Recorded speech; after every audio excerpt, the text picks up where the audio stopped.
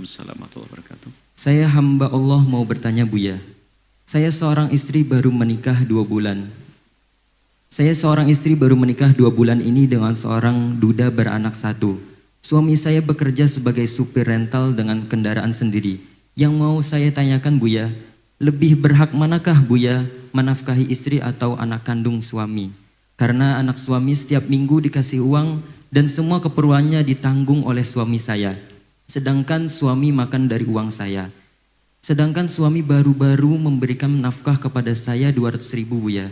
Sedangkan keperluan suami seperti rokok dan makanan dari dompet, saya terkadang suami juga suka ngeluh tentang keperluan anak suami atau anak tiri saya. Dan saya membelikannya dengan kadang-kadang itu mertua pun meminta ini itu Buya.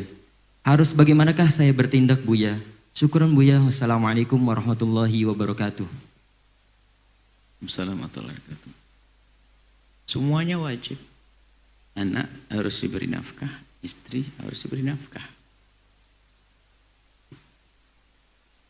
Nah, sebaik-baik istri adalah membantu suaminya untuk melaksanakan kewajiban. Artinya jangan dilarang dong suami untuk memberi nafkah anak-anaknya.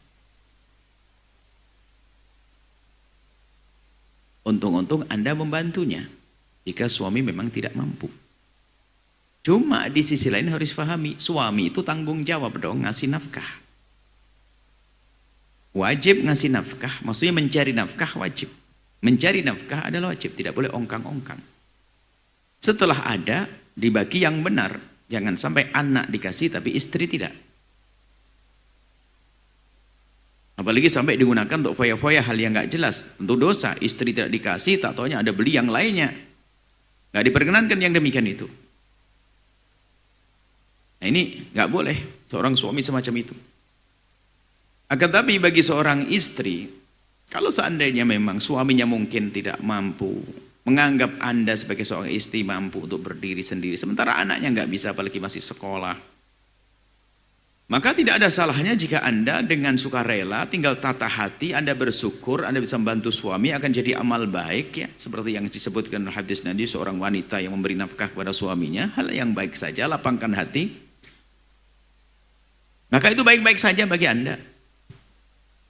Segala sesuatu ngambil dari dompet Anda. Itu tetap jadi pahala bagi Anda. Lebih baik Anda menata hati semacam ini daripada ada terus dirundung kesedihan, capek, marah, dan seterusnya. Adapun masalah suami ini urusan dia dengan Allah. Kalau memang dia zalim, naudzubillah. Tapi kalau ada sebagian suami mungkin memang tidak mampu beri nafkah. Cuman dari tandanya dia beli yang enggak, itu kan aneh. Yang jelas dia adalah zalim. Akan tapi di saat Anda menemukan suami yang zalim enggak benar, jangan sampai Anda juga menjadikan dia semakin tidak baik. Misalnya Anda melarang dia ngasih anaknya. Anda melarang sesuatu yang kewajiban, Anda dosa juga. Makanya pertanyaan Anda ini bagi kami juga bermasalah. Kok Anda bertanya, itu kan anaknya. Mungkin Anda hanya bertanya begini mestinya, bagaimana Buya urusan nafkah saya? Tapi Anda bertanya tentang anaknya. Anaknya wajib dong dia beri nafkah. Saya ingatkan Anda, wahai istri. Saya ingatkan Anda mempermasalahkan dia memberi nafkah anaknya. Kalau dia menghambur-hamburkan ke tempat lain, ya tadi salah. Tapi masalah anaknya, Anda tidak bisa menghalangi urusan nafkah kepada anaknya. Nah, kemudian kalau Anda bertanya, saya tidak diberi nafkah itu bagaimana? Duit saya yang habis, saya nggak pernah dikasih nafkah. Nafkah tidak cukup. Baik dia karena malas atau memang uangnya tidak ada. Di dalam Islam kan ada aturannya. Jika seorang istri tidak diberi nafkah oleh sang suami, tidak diberi nafkah, maka sang istri bisa mengajukan ke mahkamah untuk minta cerai. Karena apa? Kebutuhan seorang istri makan nggak bisa ditunda minggu depan, bulan depan nggak ada, harus kebutuhan makan, kebutuhan pakaian, kebutuhan tempat tinggal harus.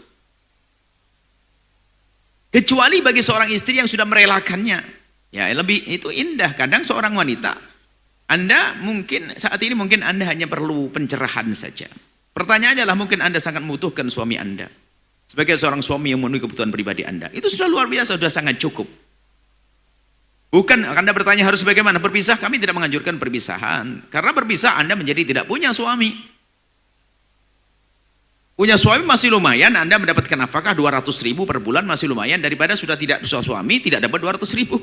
Enggak, kebutuhan pribadi Anda enggak terpenuhi, kebutuhan nafkah zahir juga enggak terpenuhi. Itu lebih parah lagi keadaan semacam itu. Jadi harus cerdas dong wanita berpikir tuh. Jadi kalau ada seorang wanita punya suami tidak pernah memberi nafkah zahir tapi memberikan nafkah batin masih lumayan daripada enggak punya suami, enggak ada nafkah zahir, enggak ada nafkah batin. Itu jauh lebih bagus. Tapi seorang suami jangan seenaknya, naudzubillah, di hadapan Allah ada tanggung jawab ya. Hanya memberi kebutuhan batin saja, tapi tuanya urusan nafkah zahirnya tidak kasih, haram. Kecuali suami tidak mampu, sehingga kewajiban suami adalah mencari nafkah. Kalau sudah mencari lalu tidak mendapatkannya, tidak dosa. Yang nggak boleh adalah ongkang-ongkang, apalagi gantungkan ngambil duitnya sang istri, dompet istri habis, nggak benar dia, tidak berusaha. Tapi kalau sudah suami sudah berusaha, maka nggak apa-apa dia, nggak dosa dia. Saya tidak tahu hakikatnya seperti apa yang terjadi di keluarga ini. Yang jelas Anda sebagai seorang istri, kalau memang Anda masih memerlukan sebagai seorang suami, kebutuhan pribadinya terpenuhi dan seterusnya, hanya urusan nafkah saja, Anda berkorban nggak apa-apa. Anda berikan pada suami pahala. Daripada itu wanita yang tidak punya iman, lihat kebutuhan pribadinya diambil dengan cara yang haram, zina, naudzubillah, Anda punya halal masih lumayan. Itu perempuan yang membeli laki-laki, membayar kadang-kadang naudzubillah dengan untuk perzinaan. Hanya untuk kesenangannya, tapi Anda dengan yang halal. Maksudnya agar hati Anda itu reda, hati Anda itu tenang dengan sesuatu yang halal yang Anda miliki, biarpun Anda bayar nafkah. Harus memberi nafkah, mencukupi, ya apa-apa. Kalau Anda masih bisa. Kecuali mentok, Anda sudah tidak bisa makan. Kebutuhan suami pun Anda tidak terlalu, karena Anda tidak bisa, tidak beri nafkah. Anda harus cari nafkah sendiri. Sementara suami Anda melarang, tidak boleh cari nafkah, maka baru saat itu Anda mengajukan ke mahkamah untuk bisa. Karena apa? Anda cari makan, nggak boleh, tidak dikasih makan, suruh mati namanya. Baik, semoga ini damai. Setelah ini suami berusaha mencari nafkah dengan benar, istri pun dengan penuh kelegaan di saat membantu suaminya. Subhanallah, bertemu dalam cinta, saling membantu dalam kebaikan, saling menolong dalam kebaikan, kebahagiaan di dunia muqaddimah, kebahagiaan nanti di akhirat. Allah alam bisawab.